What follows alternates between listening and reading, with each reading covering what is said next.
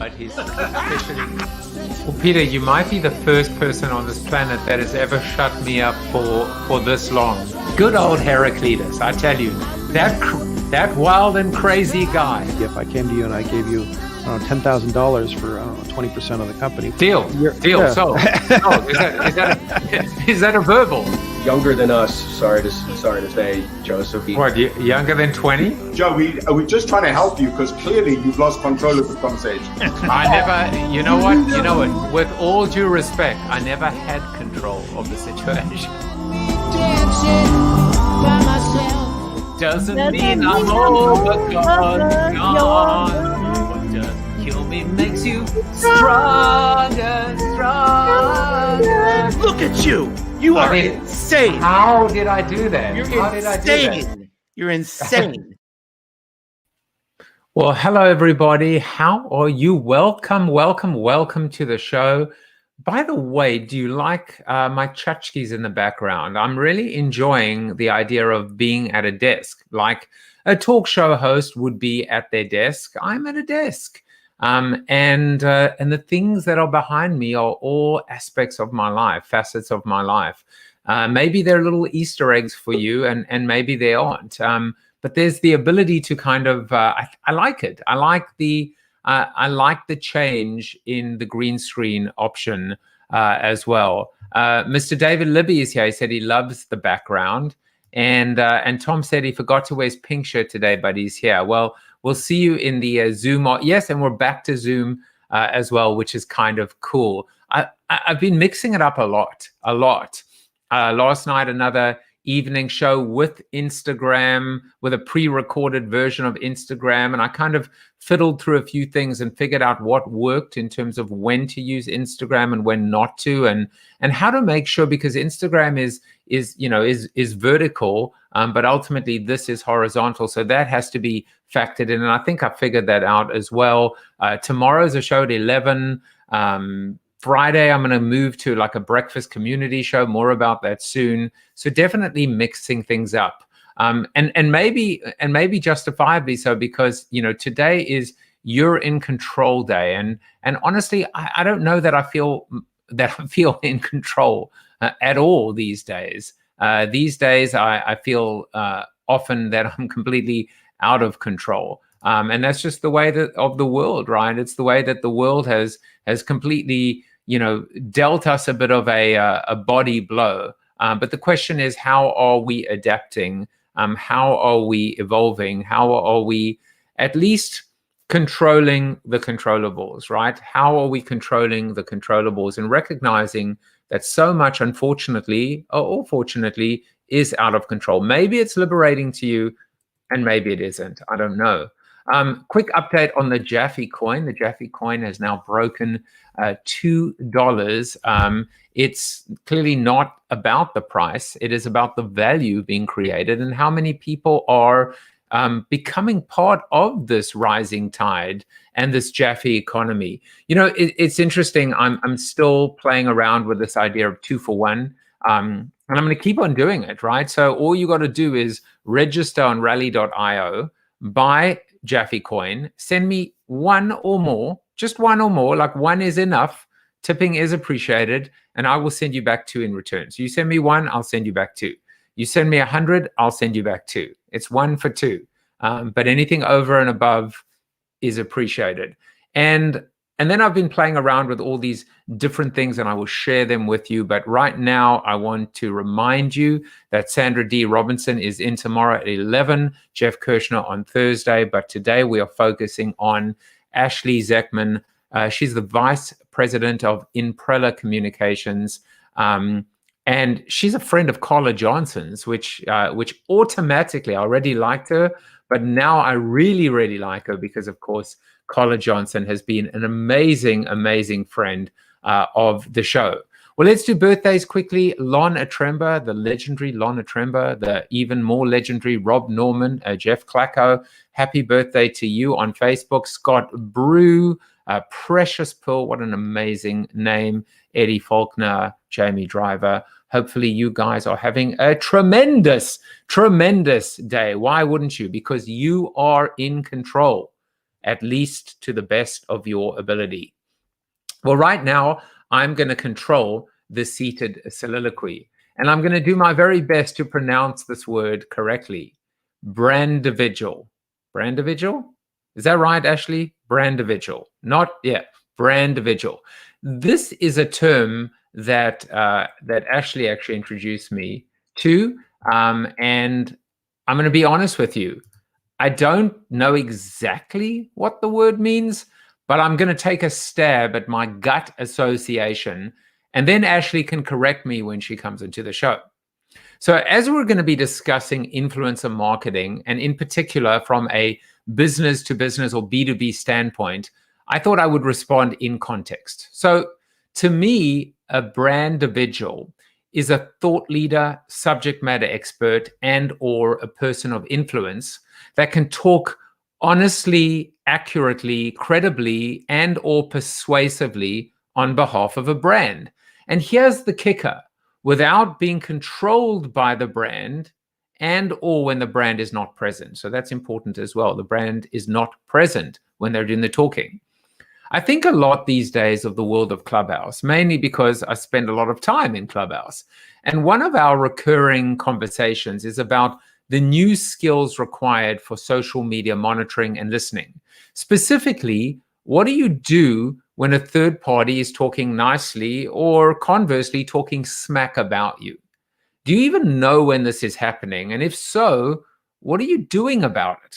How long does it take you to react and respond? What I call response and responsiveness, right? How long does it take you? And then what do you do about it? More importantly, do you even need to respond? What happens when someone responds on behalf of your brand?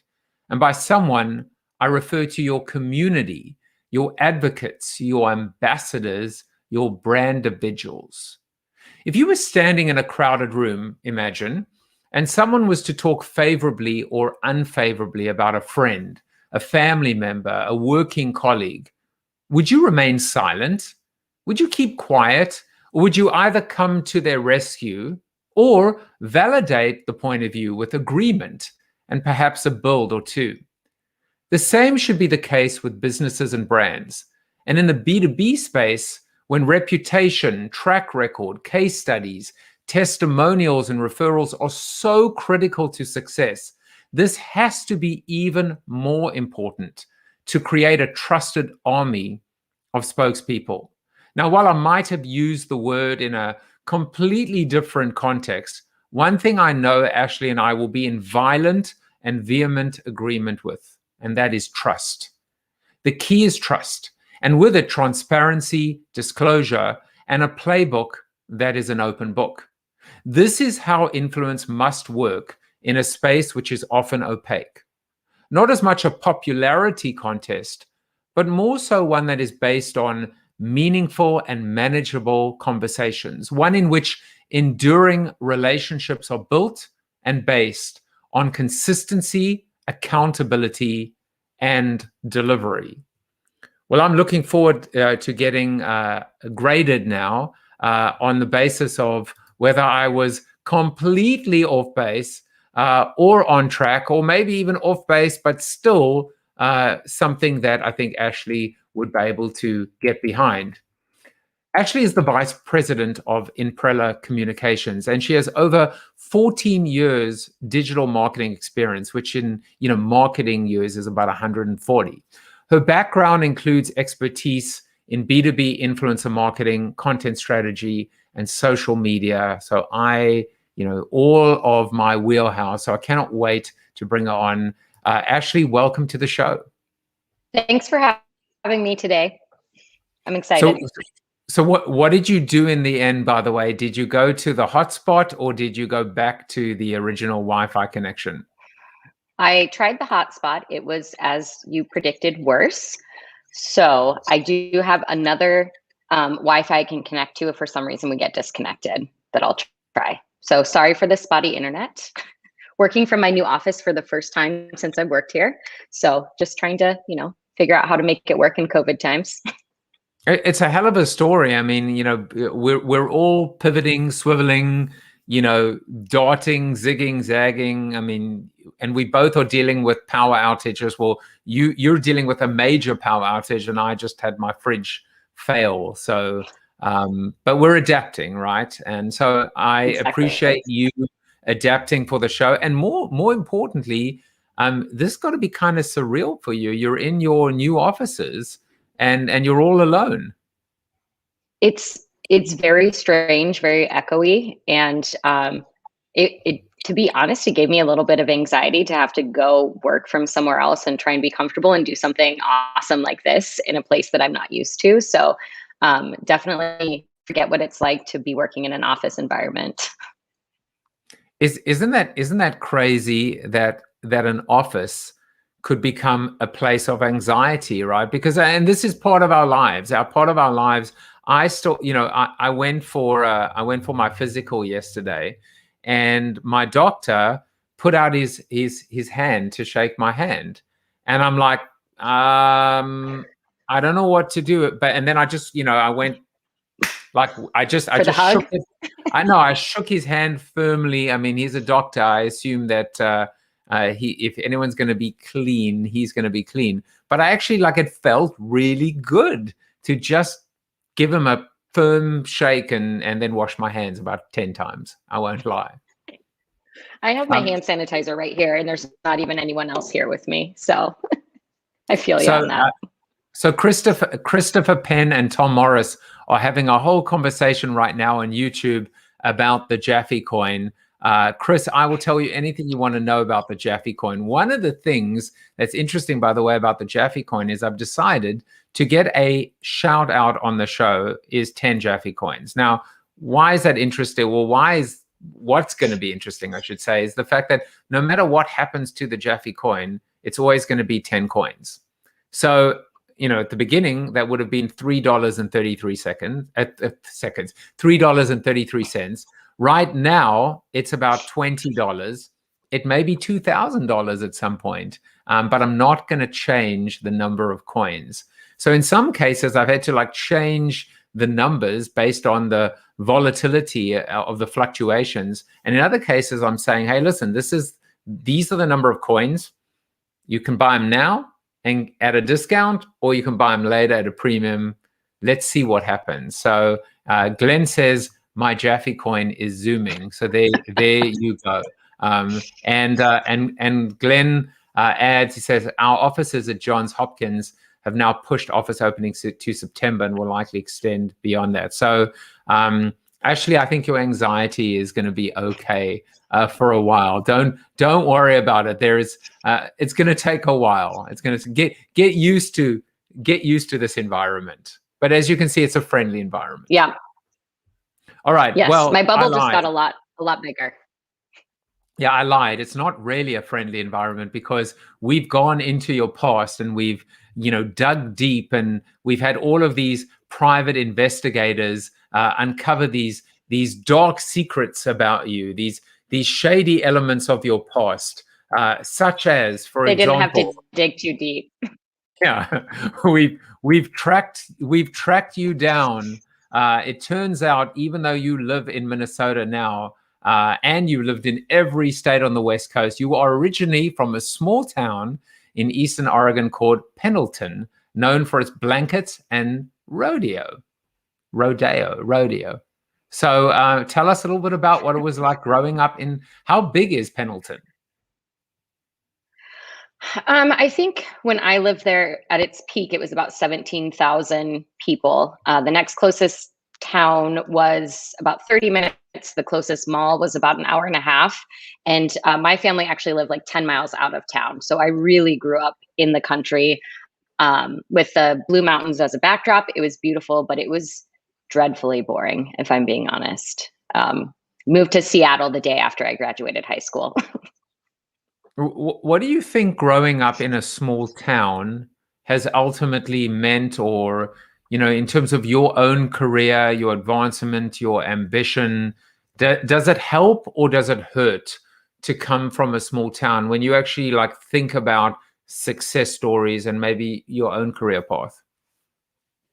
I think it helped me in a couple ways. It left me always kind of wanting something more, something exciting, something bigger, which has really driven me, I think, a lot over the past 14, 15 years.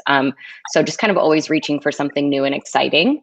And then also, I think I'm a pretty great connector as well. And I think that comes from being from a small community where you know everybody, you're related to, you know, half the people that live there.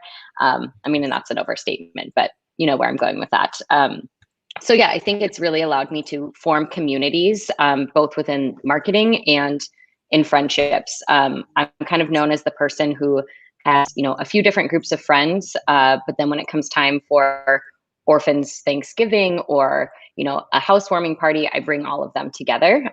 So I love introducing people from different groups that I love equally that don't know each other, and being that kind of that person at the middle, connecting everybody together. I love that. I mean, those are three really interesting proof points about growing up in a small town. And of course, in such a large country, in such a diverse country, that's really helpful. And, you know, obviously I'm not, as you can tell from this Staten Island accent, not originally from these parts of Pendleton. You know, I don't know about blankets and rodeo. I also don't know about thick Minnesotan accents. And apparently you have the thickest one. I'm not picking it up. Joe Dumont, who's a regular on our show, I'm not sure if he's around this week because he was on break with his kids, but he's, you know, from Minnesota as well. Will I pick up the accent? Is it obvious to me? Probably at some point. I try really hard not to let it slip out, but it is something I'm fairly self-conscious about when I'm you know, up on stage speaking or doing something like this. There are certain words, in all honesty, that I can't really pronounce well anymore, so I avoid them, which is funny because a lot of my friends are from the Midwest, and you wouldn't know. You wouldn't know me. I guess I just, you know, picked it up real quick. Well, we have one more little fun fact about you, and that is, and I was, you know, I was looking on your Instagram anyway, and I was like, this is the original hashtag food porn account. It is, and it's true to what you said. You know, what you said is it is 80%, it is 80% food and 20% pets. And I think that's, I think you've done the math, to be honest. But it's amazing. Why? I mean, I'm always fascinated as well. Why food and pets and not humans or B2B influencer marketing? What made you find your authentic voice on Instagram and focus solely on this passion of yours? For me, I think Twitter and LinkedIn is where I post the things related to marketing and going to conferences and things like that. And in my early 20s, I developed a whole host of food allergies, pretty severe ones, which made it harder and harder for me to go out to restaurants or eat whatever I wanted. My mom will tell you this: when I was growing up, I never wanted to cook. I never wanted to be in the kitchen. I was like, I'd rather go play outside in the dirt. But once I started developing these different things, I needed to learn to cook for myself. And I went to art school in San Francisco, so I've always had a, you know, creative side to me, an artistic side, and food has really become the way that I express that. Unfortunately, in COVID, though, I've had my boyfriend start rating the meals that I'm making, and sometimes I'll really like it and he'll give it like a 4, and then it becomes a whole discussion about why. So no, it's a way for me to creatively express myself, and I've really enjoyed it. Well, you know how to deal with a boyfriend that gives you a rating of 4 for a meal. You just make sure that the next evening, basically TV dinner or frozen food from the let him rate that one, I think. But Right.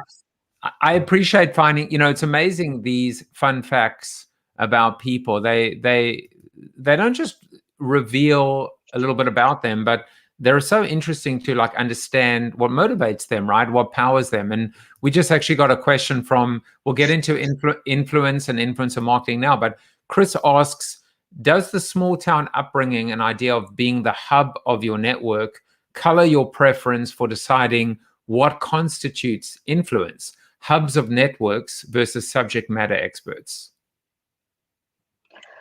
Of course, Chris asked this question.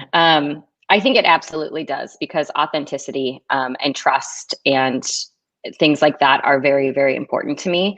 And I think, the influencers that I work with in particular, I make a point of trying to get to know them, understanding what makes them tick, and also understanding how they influence audiences. So we'll talk, I'm sure, a little bit about the different types of influencers, but there are true subject matter experts, and then there are people with the large engaged networks. And unfortunately, most of the time, with the exception of someone like Chris, those are not the same person. So that's why, working with a combination of different types of influencers together helps achieve all objectives, in my opinion. I mean, one of the most important things to debunk, off the bat, is the difference between influence and popularity, right? The vanity metrics, the friends, fans, followers, that are so misleading, and and the blame has to be taken at multiple levels, because we, I think, inherently are lazy. We look at numbers and we almost make a value. It's our lazy brain telling us that someone that has more Twitter followers or Clubhouse followers than someone that has less is more important, more knowledgeable, more connected. And of course, the answer is absolutely not. Yeah, and I think impact is the thing that we're all searching for, right? And different types of influencers can have different impact. So a more niche influencer that has a more targeted audience, that has that more deep expertise, is absolutely probably going to help move people deeper into the marketing funnel or the sales funnel. But you still need those people with the broad networks who are well sought after, that people love when they say something, driving, right? Because if you get 10% of someone's audience who has 1.3 million followers, think of how many more people you're engaging that you wouldn't have otherwise. So I think certain types of influencers with large networks can have a desired impact. I wouldn't completely discredit them, but you're right, it's a different sort of impact that they have. Okay, so to paraphrase what you're saying, is it's not or, it's and. I mean, I think generally we've all held that to be true. Why settle for one or the other? Why not get both? Why not actually go after quality and quantity? And I think, the nature of the beast here is the fact that it is a numbers game. But I think the smart marketers, and just correct me if you would think otherwise, I'm pretty sure you'd agree with this statement, the smart marketers are still looking at the larger numbers, but ultimately focused on delivery, on results, on execution, on impact, on bottom line. And that has to come down to measurability, accountability, and which we'll get into, the long game as well, correct?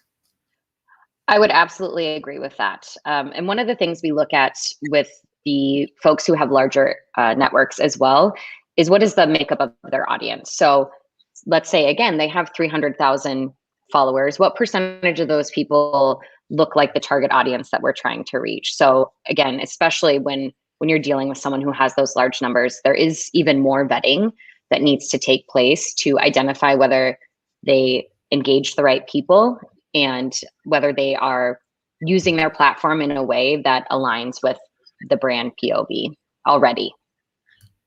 So I have two questions. One is how. Let's get into the how. How do you, or how would one determine makeup of an audience? Is it some kind of a third-party tool? Is it a survey? How do you really get to, and even I'm asked this a lot, right? What is the makeup of your audience? And I say, well, it's for the most part more business, more B2B than more business than personal. Although on Facebook, probably a little bit more personal. On LinkedIn, obviously, the opposite. And generally, I would think that the audience that I've built over time would be ones that have been associated with my book, with my subject matter expertise, which is marketing. So more likely marketing, and less likely, automation, AI and Christopher Singularity Penn, who is clearly a subject matter expert in what he does. but that's anecdotal. So how does one actually go deeper and provide a little bit more science to the, empirical to the anecdotal? And I will start by saying I anticipate that Chris might have a slightly more scientific answer than I do to this question. So I fully expect him to pipe in as well. But the problem is there's no one tool that solves all of these problems. And especially knowing that a lot of business conversations happen on LinkedIn, they've closed their API, right? They made that conscious choice a few years ago. So some of these third-party tools can't access that information. Well, none of them can, right? So we know that we don't have a ton of LinkedIn data, but we can use tools like Tracker, like Analytica, to identify one way we might look at it is what are the titles of the people that follow these influencers. So you get a sense of, is this a VP or is it the social media coordinators that are following them? Is it the right level of person? You can also see what industry people are in and then what their interests are. So finding that kind of intersection between those things. Is it the right industry? Is it the right title? And are they interested in things like B2B software, or are they more interested in jazz as a whole? So you can also see what other brands these followers interact with and engage with to get a sense of where their true interests lie. I got a couple of follow-up questions, but first I've got maybe a follow-down question. I don't even know if that term exists, but I want to go back. I'm really intrigued by this concept of impact. And if we want to be smart about it, we can say maybe it's time to replace ROI with ROI and move from return on investment to return on impact.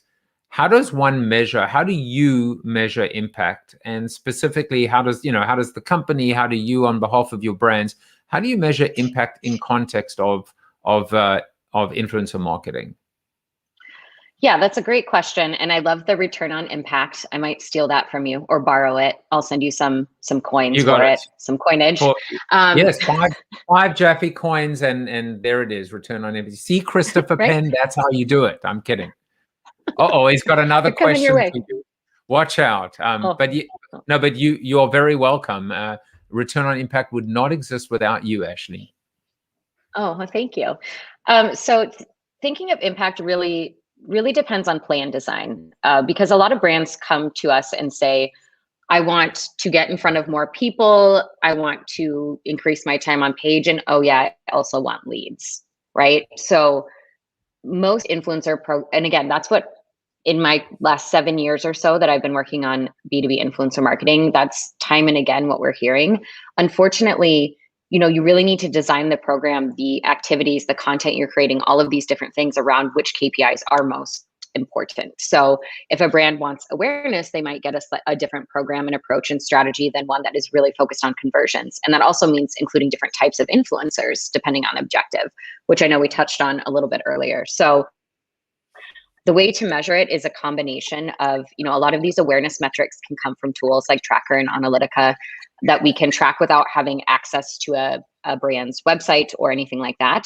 But then also integrating with either GA or Adobe Analytics to make sure we're setting up proper tracking codes so we can see how many visitors are influencers sending, how many are new, are they converting, what are the actions they're taking? And that is very much so just scratching the surface of some of the KPIs that we track, but ultimately part of what I think is a little broken is that, these brands are thinking like, I have this launch, I want to promote this thing, let's include these influencers as part of it. And so we go out and we find influencers, we engage them, they create awesome content, they help activate, they're great partners, but then understanding what that true impact is on the audience. And that's where I'm working on a super not so top secret project right now that explores kind of that intersection of the brands, the influencers, and the buyers, right? Because I think since B2B influencer marketing has exploded a little bit, we're forgetting about the buyers a little bit and finding what actually is important to them and who they trust. So I think that's a next evolution of where B2B influencer marketing is going, is really keeping that in mind and front and center when we are designing these programs. That was a very long-winded, I think, answer. No, it's there seems to be oversimple. I mean, all of marketing in a way is about oversimplification to a fault, right? Spray and pray, shotgun approach, one to many. It's all about simplification, and to a point where I think a client's budget and interests and objectives are not necessarily, being delivered against. Chris did have another question, and it actually was related to the second thing that I wanted to talk to you about, which is, I forget what's the company's name, but the word monkey is involved. It's not Survey Monkey, it's not Chunky Monkey, that's me. But it's there's a new company with the word monkey in it that is all about now automation of funnels and automation of lead gen. And Chris asks, how do you think about account-based influencer marketing, e.g. influencing the intern putting together the vendor shortlist might be just as valuable as influencing the VP of marketing? So there are two questions, right? One is this idea of influencer marketing, but ABM, right? Account-based marketing from that perspective. But I'm also wondering where automation fits into this whole process, because if I've picked up anything from you, actually, it's about relationships, and it's about humanity, and it's about trust, and it's about the long game. If you put all of that together, that doesn't seem like an automation best practice, but maybe I'm oversimplifying it. No, I think all great questions. To address the first question, mobile monkey, is that the one you were thinking of? Yeah, mobile monkey, chunky monkey, mobile monkey, survey monkey, mobile. Yeah, exactly. Right. Mobile monkey. One of the things that I learned very early on in this process from my old boss, Lee Odin of Top Rank, was including those target accounts as influencers, right? So finding ways to interview VP of marketing at XYZ brand and start building the relationship with them that way. So in terms of account-based marketing, that's what I've seen, in all honesty, work really, really well in starting to build that relationship, is featuring these people as experts, because they are experts in their own right. They might not have the following that other brand individual type influencers do, but it's a great way to create a one-to-one connection. One of the other things we look at is, including customers and prospects as influencers, because that really helps people, your target audience, see themselves in the content. They are people that are experiencing these same challenges, these same obstacles, these same opportunities, and it really helps create a bit of a community within the community for them to learn from each other. In terms of automation, this is such a Chris question that I don't quite know how to answer. I mean, some of the tools that we use help manage the relationship flow and the reporting, but ultimately, having an automated way of identifying influencers themselves, you can absolutely do that, but you still need a human to cross-check it. In my opinion, right now, will that change in 5 years? Potentially. Especially, I'm sure Chris could build something that has, these 10 different inputs to check for. Is it brand safety? Is it political language? Is it profanity? Like, what are all of these? And like, who else are they connected to? Those could all be things I think in the future that would help automate the process. But for now, I think it's a mix of art and science. Well, Chris says you cannot automate relationships unless your relationships are with machines. By the way, many people have relationships with machines, but that's another show. That is not this show as well. There was a movie as well called Her. I love this conversation, and I think that insight is quite brilliant, right? Which is your prospects and your future customers. And it's not misdirection, right? It's not like, oh, you seem like a very important person. That's enablement, right? But I think the ability to recognize that these buyers are in fact subject matter experts. I mean, they wouldn't be in the position they're in otherwise. So speaking of which, turning prospects into influencers, I'm going to do our quote of the episode. So do you know who said this? rather than unapologetically telling us to buy a product, B2B influencers are collaborating around an idea. So do you know which incredibly smart, insightful B2B influencer slash prospect slash customer said those dulcet words of wisdom? Slash guest on this show? Is that slash is that the question? Guest on the show? That, of course, was you. Now, I was looking for quotes on influencer marketing and B2B. And of course, you have all these lists. And who are the people on the lists? They are, in fact, the practitioners and the influencers. And that's the point, right? They're somewhat link baity. They're somewhat kind of, inward focused. But these are the influencers. And I saw Anne Handley was on. She's going to be on the show at some point. I'm sure Chris was probably on there as well. And that's what you see. This isn't just, patting each other on the back. I mean, maybe there's a bit of it, but really these are the people that are leading the charge. And so I thought, rather than go and find, Socrates, who was a football player, or Aristotle, who was not a football player, or Marcus Aurelius, or Bruno Fernandes. I'm just mixing up soccer players and philosophers. But rather than go and find someone from years gone by, why not actually look at the people that are writing the new playbook? And that's it. I think that speaks to your point as well. Yeah, and one of the things that I think we don't talk about enough is that, again, this isn't B2C. This is a different type of environment. And right. We talk so much about what customer acquisition costs, but why just use influencer marketing for customer acquisition? Why not use it to engage your current customers, to deepen that relationship, to create more longevity for it, to, expand the relationship in different ways? So that I think this singular focus on working with influencers to close new business only is the wrong way for us to be looking at it. That's a really interesting insight, that maybe one of the reasons it is because we've confused often B2B influencer marketing with B2C, that we actually fall into one of the fatal flaws and traps of B2C, which is acquisition, where the funnel or the bucket is leaky and there's full of attrition. And I actually heard this the other day as well, right? Which is word of mouth. And I mean, I wrote a book called Flip the Funnel, how to use existing customers to gain new ones. That retention becomes the new acquisition. And that, of course, is the aha moment, which is when you actually focus on advocacy, on retention, on creating these armies of evangelists. You actually create the ultimate inside out model.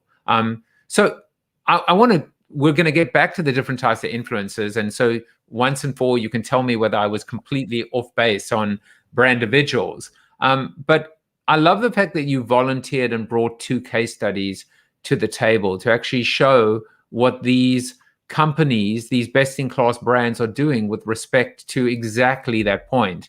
And the first one is Adobe.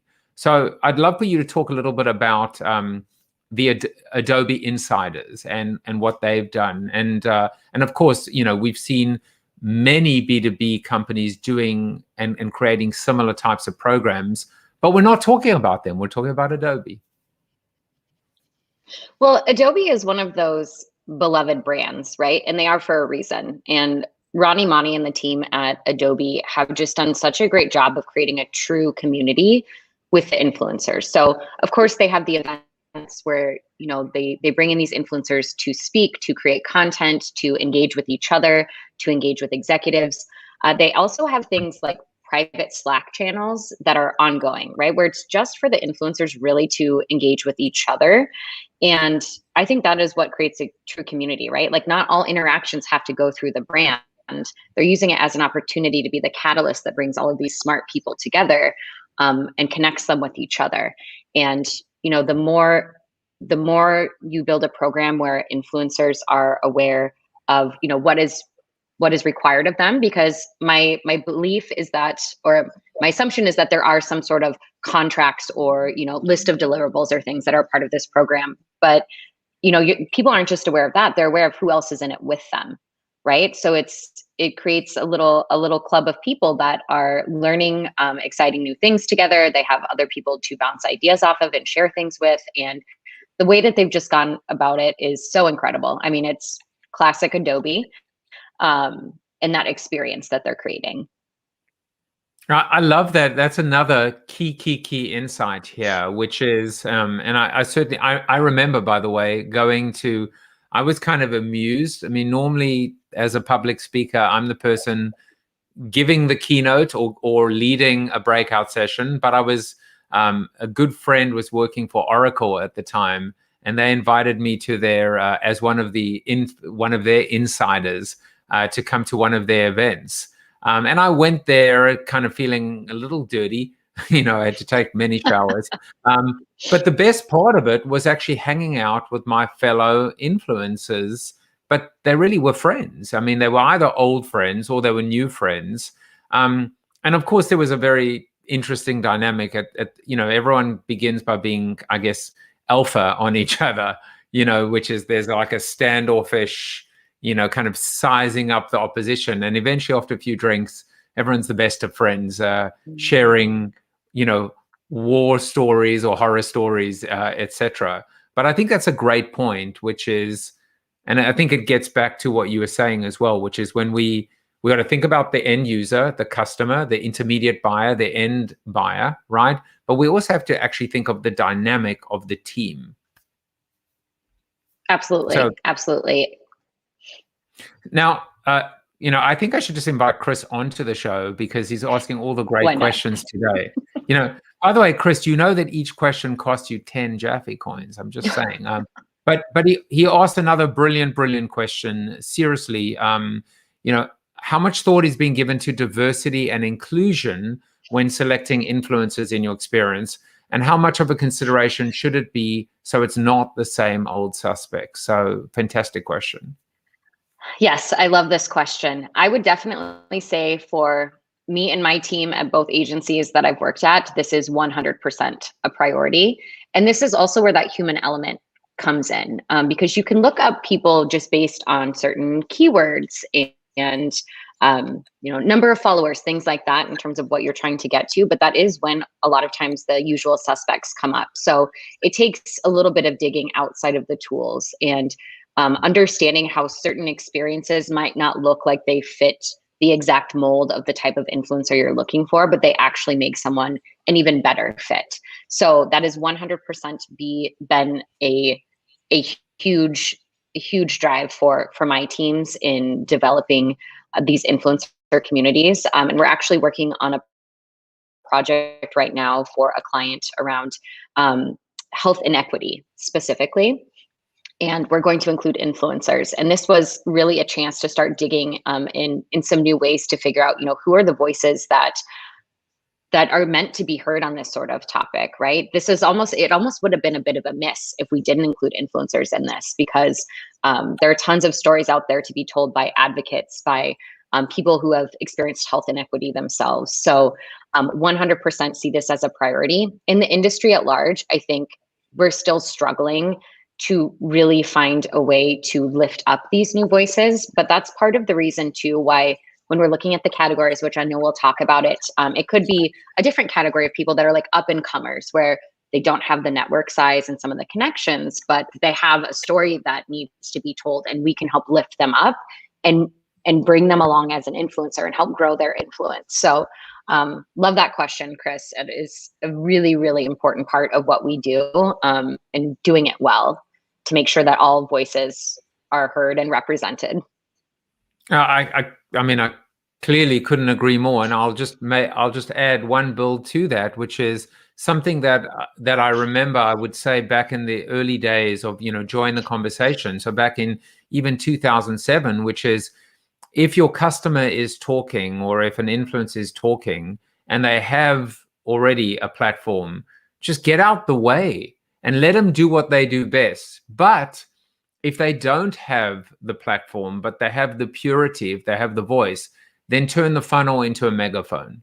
And so that was, and that actually speaks to something Seth Godin spoke about too, which is brands have the budget, they have the resources, they have the ability, both financially and from a human capital standpoint, to amplify, to elevate, to celebrate and to compensate these creators or influencers. So I'm so glad that you mentioned that. Well, before we run out of time, I mean, this feels like a masterclass. So you are the master if you're delivering the masterclass, Ashley. Let's talk about these types of influencers, because what I really loved, and it's not something you see often, you said different influencer types help meet different objectives. And so you came up with 3 specific objectives, and then the different influencer types. And it was just that word where I saw brand individuals that I was like, that's interesting. So I'd love for you to talk to these 3 objectives: awareness, engagement, and conversion, and then talk about the different types of influence and influencer. And was I right? Yeah, happy. And was I right, or was I completely off base? You were pretty damn close. I did take some notes while you were talking. I think the one thing that I would note about brand individuals is that they typically have broader expertise versus that like really being a really niche expert on something. That doesn't mean that they, like Anne is obviously an expert on all things content, but does she need to be an expert on AI? No. Could she talk about it in a way that is correct and influential and smart and funny, all of the things that she is? But kind of knowing that they might have some areas where they're niche and then some areas where they're a little bit broader. Other than that, I would say that you were pretty close in your definition. And I should also mention, I absolutely cannot take credit for these naming conventions for these different types. These are not something I came up with, and every company is going to have a slight different variation of them and what they look like. But ultimately, I think those brand individuals are those people with that reach, with that broad topical knowledge. And they're also the people that engage their audiences very well. When they speak up, people listen. Do they always act? No. But these are the people that they're looking to as, as inspiration, as heroes within the industry, right? So there's that type. Another one that I think starts to butt up against the brand individuals is the up and comers, right? So they have a lot of the same characteristics, but working with these up and comers, oftentimes they're called micro influencers, are people that are on that path, right, to becoming well known, and finding those people and being able to help them, like you said, get out of their way, like give them a platform, but get out of their way and let them do their thing is really important. Because if you're building that relationship with them now, when they do become that larger influencer, there's already a lot of trust and credibility that exists when they reach that point. The niche influencers, I think, are really great from an engagement standpoint. So these are people, again, that are very, very, they're experts in their field. And it also helps to partner with these types of experts when you're creating content, and your marketing team might not quite get it, right? Like they know how to write marketing content, but they don't know how to write content that really speaks to the needs of the customer. Industries. I'm sorry, did I cut out there? You did a little bit, and I was just waiting to see if you'd come back. So we lost you at the point where you were talking about your Instagram feed was focused on food, 80% food, and I'm just kidding, Karen. So I've been talking to myself for the past hour. Got it? Well, no, because you were actually you would have heard my voice, and so you would have actually you would have been hearing voices. But no, please, we only lost you for a few seconds. Okay. So those niche influencers, again, help marketing teams create content that they couldn't otherwise create that really speaks to the needs of the audience. And then this typically tends to be some of the most engaged with content. And I don't mean that, it's getting shared the most, but there's probably more time spent on page and people actually going deeper into the content than they might otherwise do. And then from a conversion standpoint, like we talked about, including customers and prospects really helps your ideal customers see themselves in the content. It also is a great relationship builder. The one that I didn't put on here that I also think is really important is internal influencers. So if you have someone within your organization who is trying to grow their own influence, don't just put articles out there about, bylined articles where they're talking prolifically about all these things.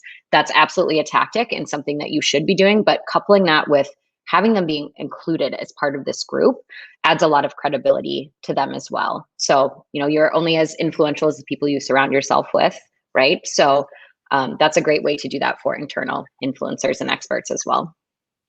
And in many respects, I mean, I put them as category 4, but the reality is it's kind of horizontal, right? There's gonna be in part awareness, in part engagement, in part customers, or at least an internal customer, but I mean, not customers, but conversion. And then I think also there's another interesting point which gets back into the DEI category, which is this idea of, a star is born, the up and comer, being able to identify the rising stars and then help them on their trajectory, and give them the tools to be able to kind of accelerate their growth and their journey, right? Absolutely. Now, the other example that you brought to the table is, speaking of B2B, because, the ultimate B2B is LinkedIn. And so I would love for you to talk a little bit about what they've done, at least the case study that you're bringing. I don't know whether it's necessarily the whole idea about, I love the branding of the influencer, LinkedIn and influencer, but would love to hear your thoughts on what they've been doing and why you think that they're a best-in-class example.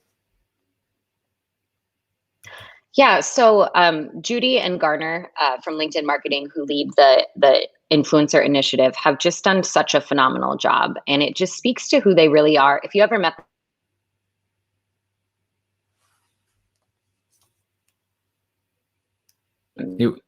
You cut out a little bit. I mean, you're still cutting out, but I'm going to paraphrase what you said. You said, if I've ever met them, which I haven't. So if you'd like to, I suppose we could connect with them on LinkedIn, and that's a possibility. But hopefully we'll get you back, Ashley. Ashley, I think you might be back. Are you back? Am I back? Can you hear me? You are. You basically said if you've ever met them, I feel bad. And then I was going to say you could connect us through LinkedIn. But carry on. You were saying exactly. if we. Yeah, I think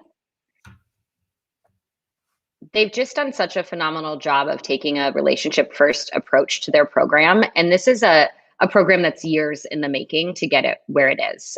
They were very thoughtful and methodical in a good way about how they approached everything. And one of the things that was really great was last year, right before the pandemic, so I think it was in February, they hosted what they called Studio Week, where they brought a select group of influencers to create all sorts of content for the brand, for themselves. So again, if an influencer might not have access to studio recording space or equipment or things like that, it was an opportunity for them to create some content for themselves as well. And it just became so much great video, audio, text-based content that could be repurposed and repackaged in so many ways for the audience. And it just was a really great experience that they were creating. So there was value in it for the brand, in my opinion, the brand, the audience, and the influencers themselves. I'm doing a Venn diagram right now, or maybe I should call it a Penn diagram because of Chris Penn, his involvement as well. But I was thinking to myself as you were talking, because, Clubhouse is running their creator program at the moment. And so many of these platforms are creating creator programs. If you don't have the equipment, we'll give you equipment. We'll teach you how. We'll give you resources. And I was thinking to myself, why now? And I think it is absolutely, there's no question, creators are nothing new. But this renewed and clear focus on DEI is absolutely elevated, prioritized, and front and center. And I think that's really what's happening here, which is when you combine the world of content creation, right, and influence, and recognize that not everyone has access to the same tools and opportunities. That's why you're seeing so many companies now being able to say, we'll help you on your way. And it just kind of like hit me that's exactly what we're seeing. Now add in creator coins and you've got yourself a beautiful flower with like 4 little circles. Chris, you see, that's how it all comes together. But it really does strike me Ashley, now that's what's really happening. And I guess LinkedIn being able to help people not just create content, but also learn how to, I would imagine, learn how to network and how to be in a position, to get hired, for projects or even full time. So it's a double whammy with LinkedIn. It's not just elevating your status, but it's also getting noticed and getting hired. And so it is a noble purpose for sure. Absolutely. Absolutely. And, it's a great team of people trying to partner with other great people to do great work. The standard is high, but also the support that they give to the influencers and the true authentic relationships that they're building are incredible. So huge fan. All right. Well, sure. I'm a huge fan as well. The show, of course, is live on LinkedIn. One of the happiest days of my 2020 life, which has been for the most part fairly miserable at times, was when I finally was granted access to LinkedIn Live. Now I'm working on getting my newsletter influencer subscription approved because they've been, as they roll them out differently for different people, different times. But I really enjoyed what that platform has brought to the table in terms of the focus, and being really best in class at, let's face it, B2B. Now, in the few moments we have left, I want to draw everyone's attention to this piece of content strategy, if you will, which is an article called Eyes Wide Open, 7 experts weigh in on the top content challenges marketers will face in 21. I have just provided that link below in the comment section. But Ashley, we will focus on this particular expert. And I would love to, in closing moments that we have here, for you to just do a quick recap on your contribution to this article. And of course, I saw many familiar friends amongst the article's authors as well. Yeah, I think this goes partially back to the DEI piece that we talked about as well, is, and being here in Minneapolis where, with the passing of George Floyd and all that has surrounded that, and, how that really impacted the world, not just the United States. I think there were a lot of brands that, posted things, but didn't do anything. And so I think 2021 is really the year where you got to put your marketing where your mouth is.